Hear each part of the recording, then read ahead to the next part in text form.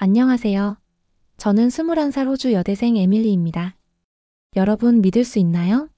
1년 전만 해도 한국이 어디에 있는지도 정확히 몰랐던 제가 지금은 한국 화장품 회사에서 직접 연락이 올 정도가 되었어요. 심지어 제 인스타그램 팔로워가 5만 명을 넘었고 친구들은 저를 한국 덕후라고 부릅니다. 하지만 정말 충격적인 건 따로 있어요. 단 하나의 한국 화장품이 제 얼굴을 완전히 바꿔놓았거든요.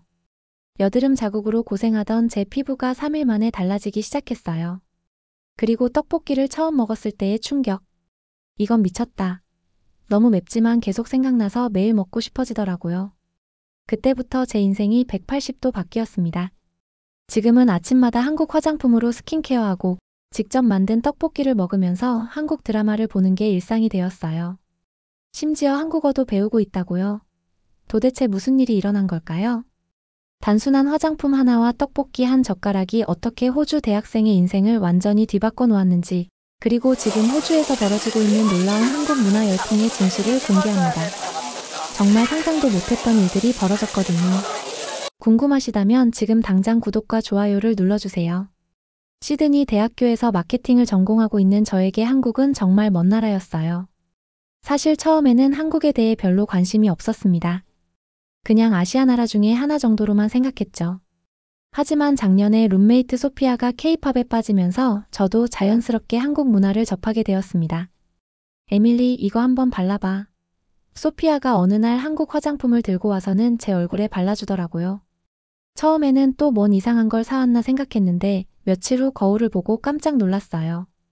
피부가 정말 달라져 있더라고요. 원래 여드름 자국이 많았는데 확실히 줄어들었고 무엇보다 촉촉함이 전혀 달랐습니다. 이게 뭐야? 하고 제품을 확인해보니 닥터자르트 시카페어 크림이었어요. 그때부터 한국 화장품에 관심을 갖기 시작했습니다. 유튜브에서 한국 스킨케어 루틴에 대한 영상들을 찾아보기 시작했죠. 처음에는 10단계나 되는 스킨케어 과정이 너무 복잡해 보였어요. 이걸 다 해야 하나? 싶었는데 하나씩 따라해보니까 정말 재미있더라고요. 특히 에센스라는 건 처음 써봤는데 피부에 스며드는 느낌이 정말 신기했습니다. 친구들도 제 피부 변화를 알아보기 시작했어요. 에밀리, 요즘 피부 진짜 좋아졌다. 뭐 써? 하고 물어보는 친구들이 늘어나더라고요. 그럴 때마다 한국 화장품 이야기를 해줬죠. 그러던 중에 시드니 시티에 있는 민코리안 코스메틱스라는 매장을 발견했어요. 처음 들어갔을 때 정말 놀랐습니다. 한국 화장품만 전문으로 파는 매장이 이렇게 클 줄 몰랐거든요. 직원분이 친절하게 설명해 주시더라고요. 처음이세요? 어떤 제품 찾으세요? 저는 솔직하게 말했어요. 한국 화장품 초보인데 뭐부터 써야 할지 모르겠어요. 그러자 직원분이 제 피부를 자세히 보시더니 딱 맞는 제품들을 추천해 주셨어요. 클렌징 오일부터 시작해서 토너, 에센스, 세럼, 크림까지 단계별로 설명해 주셨습니다. 처음에는 다 하려고 하지 마시고 클렌징과 보습부터 시작하세요. 익숙해지면 하나씩 추가하시면 돼요. 정말 친절한 조언이었어요. 그날 이니스프리 클렌징 폼과 라네즈 워터 슬리핑 마스크를 샀는데 가격이 생각보다 비싸지 않더라고요. 호주 브랜드 화장품보다 오히려 저렴한 것도 있었습니다. 집에 와서 바로 써봤는데 클렌징 폼의 거품이 정말 부드럽고 세정력도 좋았어요. 슬리핑 마스크는 처음 써보는 건데 아침에 일어나니까 피부가 정말 촉촉하더라고요. 몇 주 후에 친구들과 함께 다시 그 매장에 갔는데 제가 한국 화장품 전도사가 되어 있더라고요. 이거 정말 좋아, 이것도 써봐 하면서 친구들에게 추천하고 있었거든요. 소피아는 미샤 비비크림을 샀고 제시카는 에뛰드하우스 립 틴트를 샀어요. 모두들 한국 화장품의 발색과 지속력에 감탄하더라고요. 그 이후로는 인스타그램에 한국 화장품 리뷰를 올리기 시작했어요. 처음에는 친구들이나 보라고 올린 건데 생각보다 반응이 좋더라고요. 팔로워가 아닌 사람들도 댓글을 달고 질문을 하기 시작했습니다. 어디서 샀어요? 가격이 어떻게 돼요? 민감한 피부에도 괜찮을까요? 이런 질문들이 계속 들어왔어요. 그때 깨달았죠. 저처럼 한국 화장품에 관심 있는 호주 사람들이 정말 많구나. K-뷰티에 빠진 후에는 자연스럽게 K-팝에도 관심을 갖게 되었어요. 그러다가 한국 음식도 궁금해지기 시작했습니다. 한국 사람들이 이렇게 좋은 화장품을 만든다면 음식은 어떨까? 처음 간 곳이 시드니 시티에 있는 마땅이라는 한국 바비큐 레스토랑이었어요. 친구들과 함께 갔는데 입구부터 줄이 길게 서 있더라고요. 여기 정말 맛있나 보다 싶어서 기다렸습니다. 드디어 자리에 앉아서 메뉴를 보는데 전부 한국어로 되어 있어서 뭐가 뭔지 모르겠더라고요. 직원분이 친절하게 설명해 주셨어요. 처음이세요? 삼겹살이나 갈비가 인기 메뉴예요. 불판이 나오고 고기를 직접 구워 먹는다고 하니까 정말 신기했어요. 호주에서는 바비큐라고 하면 뒤뜰에서 하는 건데 레스토랑에서 테이블에 불판이 나오다니. 처음에는 어떻게 굽는지 몰라서 직원분이 도와주셨어요. 이 정도로 구우시면 돼요. 이제 상추에 싸서 드세요. 상추에 고기를 싸서 먹는 것도 처음이었는데 정말 맛있더라고요. 무엇보다 놀라운 건 반찬들이었어요.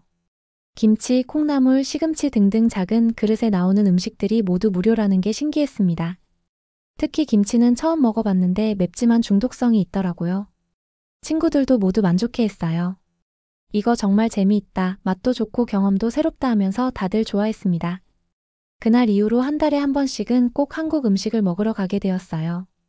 다음에 도전한 건 한인마트였어요. 하나마트라는 큰 마트에 갔는데 입구부터 한국 냄새가 나더라고요. 처음에는 어디서 뭘 사야 할지 몰라서 그냥 둘러보기만 했습니다.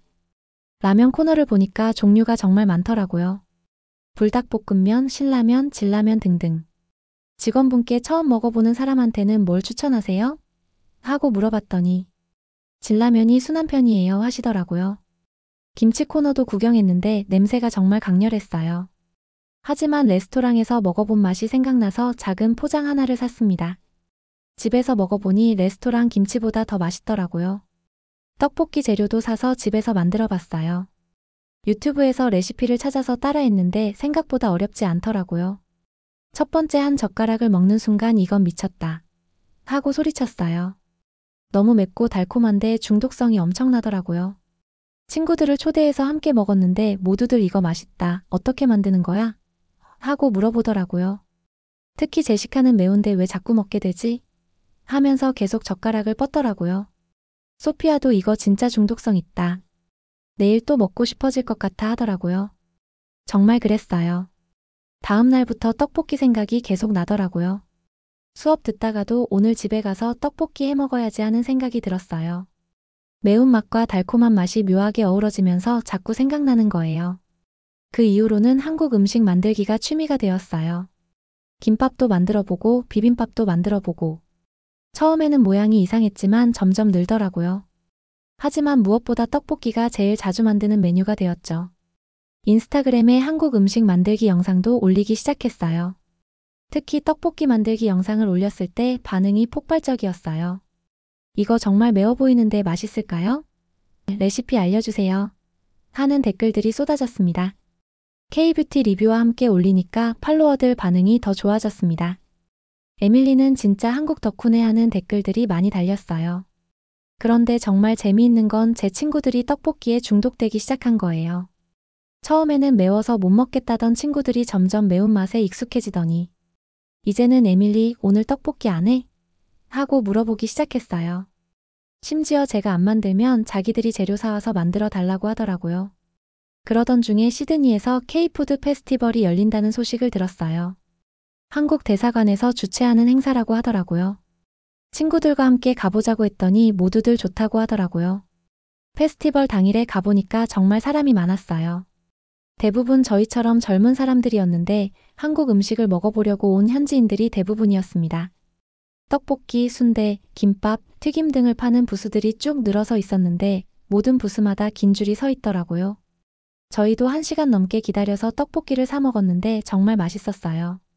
그런데 정말 신기한 장면을 목격했어요. 옆에 있던 호주 대학생들이 떡볶이를 처음 먹어보는데 첫 젓가락을 먹더니 와, 이건 미쳤다 하고 소리치더라고요. 저와 똑같은 반응이었어요. 너무 맵다. 그런데 너무 맛있어. 이거 뭐야? 왜 이렇게 중독적이야? 하면서 계속 먹더라고요. 그 친구들이 떡볶이 한 접시를 다 먹고 나서도 이거 어디서 또 먹을 수 있어? 하고 물어보는 모습이 정말 인상적이었어요. K-팝 공연도 있었는데 노래를 따라 부르는 사람들이 정말 많더라고요. 저도 모르게 따라 부르고 있더라고요. 한국 문화가 정말 호주 젊은이들 사이에서 인기구나 싶었습니다. 그날 페스티벌에서 만난 한 아주머니가 저에게 한국 음식 좋아해요? 하고 물어보시더라고요. 네, 정말 좋아해요.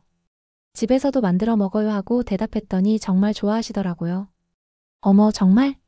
어떤 거 만들어 먹어요? 하시면서 관심을 보이시더라고요. 김밥이나 떡볶이 만드는 얘기를 해드렸더니 와, 대단하다 하시면서 사진도 찍어달라고 하시더라고요. 그 이후로는 한국 문화에 대해 더 깊이 알고 싶어졌어요. 한국어도 배우기 시작했고 한국 드라마도 보기 시작했습니다. 처음에는 자막을 보면서 봤는데 이제는 간단한 표현들은 알아들을 수 있어요.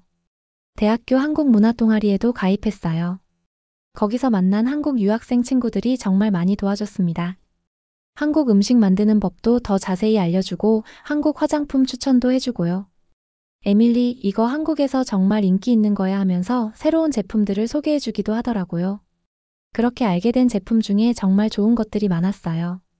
특히 한국 친구 민지가 추천해준 센텔라 아시아티카 성분이 들어간 제품들은 정말 효과가 좋았어요. 이거 여드름 진정에 정말 좋아하더니 정말 그렇더라고요. 제 피부가 민감한 편인데도 자극 없이 쓸 수 있었습니다. 또 다른 친구 수진이는 한국의 발효 성분에 대해 알려줬어요. 된장이나 김치처럼 발효된 성분이 피부에도 좋다고 해서 한국 화장품에 많이 들어가 하더라고요. 정말 신기했어요. 수진이가 떡볶이에 대해서도 재미있는 얘기를 해줬어요. 떡볶이가 원래는 궁중 음식이었대. 그런데 지금은 한국 사람들이 가장 사랑하는 길거리 음식이 됐어 하더라고요. 그래서 떡볶이가 더 특별하게 느껴졌어요. 요즘에는 제 인스타그램 팔로워가 5만 명이 넘었어요. 한국 뷰티와 푸드 리뷰를 꾸준히 올렸더니 관심 있는 사람들이 많이 팔로우하더라고요. 호주뿐만 아니라 뉴질랜드, 캐나다에서도 팔로우하는 사람들이 있어요. 댓글들을 보면 정말 다양한 질문들이 올라와요. 어떤 제품이 여드름에 좋아요? 한국 음식 중에 매운 거. 싫어하는 사람도 먹을 수 있는 게 뭐가 있어요? 이런 질문들 말이에요. 특히 떡볶이 관련 질문이 정말 많아요. 떡볶이 너무 매워 보이는데 정말 맛있어요? 매운 걸 못 먹는 사람도 먹을 수 있나요? 그런 질문들에 답하면서 저도 더 많이 공부하게 되었어요. 한국 화장품 성분도 찾아보고 한국 음식 역사도 공부하고 덕분에 한국에 대해 정말 많이 알게 되었습니다. 친구들은 저를 한국 전문가라고 부르기도 해요. 한국 관련된 건 뭐든지 저에게 물어보거든요. 에밀리, 이거 한국에서도 인기 있는 거야? 이런 식으로요. 작년 말에는 정말 특별한 경험을 했어요. 한국 화장품 회사에서 호주 인플루언서들을 대상으로 하는 행사에 초대받았거든요. 제 인스타그램을 보고 연락이 온 거였어요. 그 행사에서 신제품들을 미리 체험해 볼 수 있었고 제품 개발 과정에 대한 설명도 들을 수 있었어요. 정말 신기했어요. 한국 회사들이 얼마나 많은 연구와 노력을 하는지 알 수 있었거든요. 특히 자연 성분을 사용하는 것에 대한 철학을 들으니까 더 신뢰가 갔어요. 피부에 좋은 것만 넣자는 생각으로 제품을 만든다고 하더라고요. 그래서 한국 화장품이 효과가 좋은 거구나 싶었습니다. 그 행사에서 만난 다른 호주 인플루언서들도 정말 재미있었어요. 모두들 각자의 방식으로 한국 문화를 소개하고 있더라고요. 어떤 분은 K-팝 댄스를, 어떤 분은 한국 패션을 다루고 있었습니다. 저는 그때 깨달았어요. 한국 문화가 정말 다양한 방식으로 호주에 스며들고 있구나. 그리고 저도 그 중요한 역할을 하고 있다는 걸 말이에요. 요즘에는 한국 여행도 계획하고 있어요. 직접 한국에 가서 더 많은 제품들을 써보고 현지 음식도 먹어보고 싶거든요. 특히 명동이나 홍대 같은 곳에서 쇼핑하는 걸 정말 기대하고 있어요. 한국 친구들이 한국 오면 맛있는 곳 많이 데려가 줄게 하고 약속했어요. 길거리 음식도 먹어보고 한국식 치킨도 먹어보고 싶어요. 그리고 무엇보다 진짜 한국 떡볶이를 먹어보고 싶어요. 제가 만든 떡볶이보다 훨씬 맛있을 것 같거든요. 인스타그램에 올릴 콘텐츠도 정말 많을 것 같아요. 특히 떡볶이 맛집 투어를 해서 영상으로 만들면 팔로워들이 정말 좋아할 것 같아요. 지금 생각해보면 정말 신기해요. 1년 전만 해도 한국에 대해 별로 관심이 없었는데 이제는 한국 문화가 제 일상의 큰 부분을 차지하고 있거든요. 아침에 일어나면 한국 화장품으로 스킨케어하고 점심에는 한국 라면 먹고 저녁에는 한국 드라마 보고 주말에는 친구들과 한국 음식 만들어 먹고요. 특히 떡볶이는 이제 일주일에 2번은 꼭 만들어 먹어요. 제 주변 친구들도 마찬가지예요. 다들 한국 뭔가에는 관심이 있더라고요. 음식이든 화장품이든 드라마든 음악이든 한국 문화가 정말 호주 젊은이들 사이에서 자연스럽게 스며들고 있는 것 같아요. 이제는 제가 한국 문화를 더 많은 사람들에게 알리는 역할을 하고 있다고 생각해요. 제 인스타그램을 보고 한국 화장품을 처음 써보는 사람들, 한국 음식을 처음 먹어보는 사람들이 있거든요. 그런 분들이 에밀리 덕분에 좋은 제품 알게 됐어요. 정말 맛있었어요. 이런 메시지를 보내주실 때 정말 뿌듯해요. 특히 떡볶이 처음 만들어 먹어봤는데 정말 중독성 있네요 하는 메시지를 받을 때는 정말 기뻐요. 제가 좋아하는 것들을 다른 사람들과 나눌 수 있다는 게 정말 행복합니다. 앞으로도 계속 한국 뷰티와 푸드에 대한 콘텐츠를 만들어 볼 생각이에요. 더 많은 사람들이 한국 문화의 매력을 알 수 있도록 도우고 싶거든요. 그리고 언젠가는 한국 회사와 정식으로 일할 수 있는 기회도 생겼으면 좋겠어요. 지금 21살이지만 벌써 제 인생이 한국과 때려야 뗄 수 없는 관계가 되었네요. 정말 신기하고 감사한 일이에요. 한국 문화를 통해 새로운 꿈도 생겼고 정말 좋은 사람들도 많이 만났으니까요. 제 이야기가 어떠셨나요? 정말 작은 계기로 시작된 일이 이렇게 큰 변화를 가져올 줄 몰랐어요. 특히 떡볶이의 중독성은 정말 대단하더라고요. 혹시 여러분도 한국 뷰티나 푸드에 관심이 있으시다면 한번 도전해보세요. 정말 새로운 세상이 열릴지도 모르거든요.